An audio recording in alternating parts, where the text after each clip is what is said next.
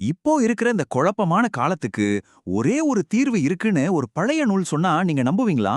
ஆனா சிவபுராணம் அப்படிதான் ஒரு பெரிய வாக்குறுதியை கொடுக்குது. அப்படி என்னதான் தீர்வு அதுல இருக்கு? ஏன் அதுக்கு அவ்ளோ சக்தி இருக்குன்னு சொல்றாங்க? வாங்க இத பத்தி கொஞ்சம் ஆழமா பார்க்கலாம்.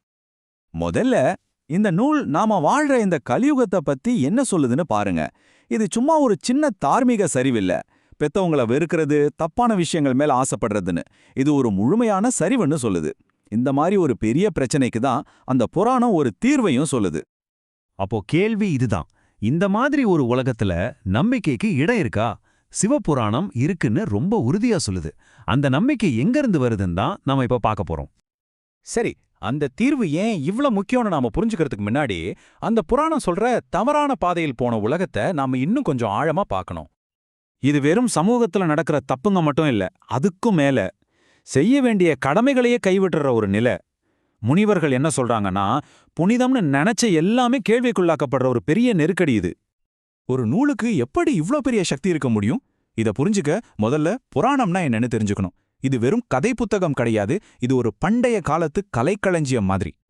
புராணம் அப்படிங்கிற வார்த்தைக்கு பழசுன்னு அர்த்தம். ஆனா இது சும்மா பழைய கதைகள் மட்டும் இல்ல, இது ஒரு கம்ப்ளீட் நாலேஜ் சிஸ்டம். வரலாறு, பிரபஞ்சத்தோட அமைப்பு, கடவுள்கள், ராஜாக்கள்னு எல்லாத்த பத்தியும் இதுல இருக்கு.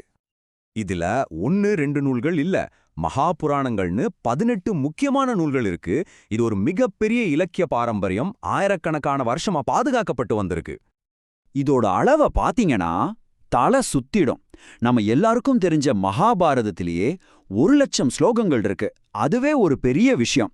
ஆனா இந்த 18 மகா புராணங்களையும் ஒன்னா சேர்த்தா 4,00,000க்கும் அதிகமான ஸ்லோகங்கள். யோசிச்சு பாருங்க, எவ்வளவு பெரிய ஒரு அறிவு பொக்கிஷம் இது. ஒரு நூலை புராணம்னு சொல்றதுக்கு இந்த 5 விஷயங்கள் அதுல இருக்கணும். இததான் பஞ்ச லக்ஷணம்னு சொல்வாங்க. உலகம் எப்படி உருவாச்சு, எப்படி அழியுது, கடவுள்கள் வம்சாவளி, கால சுழற்சிகள், அப்புறம் ராஜாக்களோட வரலாறு. இது ஒரு கட்டமைக்கப்பட்ட கலைக்களஞ்சியம், சும்மா கதைகள் மட்டும் இல்ல. இந்த காலக்கணக்கு உண்மையிலே நம்மள பிரமிக்க வைக்குது. நாம இப்ப இருக்கிற கலியுகம் ஒரு பெரிய சுழற்சியில ஒரு சின்ன பகுதி தான். இந்த 4 யுகமும் சேர்ந்தா அது ஒரு மகா யுகம். இந்த மாதிரி 1000 மகா யுகம் சேர்ந்தது தான் பிரம்மாவுக்கு ஒரே ஒரு நாள். நம்ம மனுஷங்களோட காலத்தை விட எவ்வளவு பெரிய பார்வை பாருங்க. இப்போ இந்த பெரிய இலக்கிய உலகத்துல சிவபுராணம் என்ன தனித்துவமா சொல்லுதுன்னு பார்க்கலாம். அது ஏன் மத்த நூல்களை விட தன்னை வேற மாதிரி சொல்லிக்குது? நாம இன்னைக்கு பார்க்குற இந்த விஷயங்கள் எல்லாமே பீபேக் தெப்ராய் மொழிபெயர்த்த சிவபுராணத்தோட ஆங்கில புத்தகத்திலிருந்து எடுத்ததுதான். இப்போ அந்த நூலோட மைய கருத்துக்குள்ள போலாம். இதோட ஆரம்பமே ரொம்ப சுவாரஸ்யமானது. முதல்ல 1,00,000 ஸ்லோகங்கள் இருந்திருக்க. ஆனா வியாசர் நம்ம கலியுகத்து மக்களுக்காகவே அதை 24,000 ஸ்லோகமா சுருக்கியிருக்கார். அதாவது இது ஒரு குறிப்பிட்ட நோக்கத்துக்காகவே வடிவமைக்கப்பட்ட ஒரு தீர்வு. இப்போ கேளுங்க, இந்த நூலோட ரொம்பவே தைரியமான ஒரு கூற்ற. மத்த நூல்கள் எல்லாம் குழப்பத்தை தான் தரும், ஆனா சிவபுராணம் மட்டும்தான் முக்தி, அதாவது இந்த பிறவி சக்கரத்திலிருந்து முழுமையான விடுதலையை கொடுக்கும்னு சொல்லுது. மத்த எல்லாத்தையும் விட தன்னை ரொம்ப உயர்வா சொல்லிக்கிற ஒரு வலுவான ஸ்டேட்மெண்ட் இது. இவ்வளோ பெரிய ஒரு விஷயத்த சொன்னா அதுக்கு ஆதாரம் வேணும் இல்லையா? அந்த ஆதாரமா புராணத்திலேருந்தே வர்ற சில ஷாக்கிங்கான கதைகளை நாம பார்க்கலாம். இதோட சக்தியை விளக்குறதுக்கு 2 பயங்கரமான பாவிகளோட கதையை சொல்லுது இந்த புராணம்.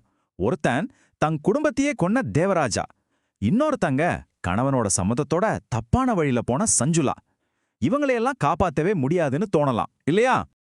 தேவராஜா ஒரு சாதாரண பாவி கிடையாது. அவரு பிராமணன். ஆனா தன் கடமையெல்லாம் மறந்து ஒரு பெண்ணுக்காக தான் சொந்த அப்பா, அம்மா, மனைவின்னு எல்லாரையும் கொன்னவன். அவனுக்கு இனிமே விமோச்சனமே இல்லைங்கிற நிலைமையில இருந்தான். சஞ்சலாவோட கதை வேற மாதிரி, ஆனா அதுவும் ரொம்ப மோசமானது. அவ புருஷனே அவளை விபச்சாரத்துல தள்ளி அவ சம்பாத்தியத்துல வாழ்ந்திருக்கான். இது சமூகத்தோட முழுமையான சரிவை காட்டுது. சரி, இவ்ளோ பெரிய பாவங்களை செஞ்ச இவங்களுக்கு என்னதான் தீர்வு? நீங்க நம்பவே மாட்டீங்க, ஆனா தீர்வு ரொம்ப ரொம்ப சிம்பிள். அவங்க 2 பேரும் சிவபுராணத்தை காதால கேட்டாங்க, அவ்வளவுதான். இந்த ஸ்லோகம் என்ன சொல்லுதுன்னா, நீங்க சிவபுராணத்தை கேட்காத வரைக்கும் தான் பாவி, கேட்டா பாவம் போயிடும்னு சொல்லுது. ஆனா சும்மா கேட்கறது மட்டும் விஷயம் இல்ல, அதுக்குன்னு சில கடுமையான விதிகள் இருக்கு. இந்த விதிகள் இந்த நூல் எவ்வளோ புனிதமானது, அதை கேட்கும்போது எவ்வளோ மரியாதை தேவைன்னு நமக்கு காட்டுது. இந்த புராணத்தை கேட்கும்போது மரியாதை கொடுக்கலனா என்ன ஆகும் தெரியுமா? அதோட விளைவுகள் ரொம்பவே விசித்திரமா ஆனா ரொம்ப கடுமையா இருக்கு. உதாரணத்துக்கு உயரமான சீட்ல உட்காந்து கேட்டா அடுத்த ஜென்மத்துல காகமா பிறப்பாங்களாம். கதை சொல்றவரை தப்பா பேசினா 106 பிறவிக்கு நாயா பிறக்கணுமா. படுத்துக்கிட்டே கேட்டா மலைப்பாம்பா பிறப்பாங்களாம். பாத்தீங்களா? சும்மா கேட்கறது மட்டும் விஷயம் இல்ல, எவ்ளோ மரியாதையோட கேட்கணும்னு இது சொல்லுது. இதிலிருந்து நாம எடுத்துக்க வேண்டிய முக்கியமான விஷயம் இதுதான். சிவபுராணம் வெறும் ஒரு புத்தகம் இல்ல, அது தன்னை ஒரு தெய்வீக மருந்து மாதிரி சொல்லிக்குது. இந்த குழப்பமான உலகத்துல சும்மா கவனமா கேக்குறது மூலமாவே கிடைக்கிற ஒரு சக்தி வாய்ந்த தீர்வு. கடைசியா இந்த ஒரு கேள்வியோட உங்களை நான் முடிக்கிறேன். ஒரு புனிதமான கதைக்கு ஒரு ஆன்மாவையே காப்பாத்துற அளவுக்கு சக்தி எங்கிருந்து வருது? அது அந்த கதையில இருக்கா, இல்ல அதை கேட்கிற நம்ம கிட்ட இருக்கா, இல்ல ரெண்டுக்கும் நடுவுல இருக்கிற அந்த புனிதமான தொடர்புல இருக்கா? யோசிச்சு பாருங்க.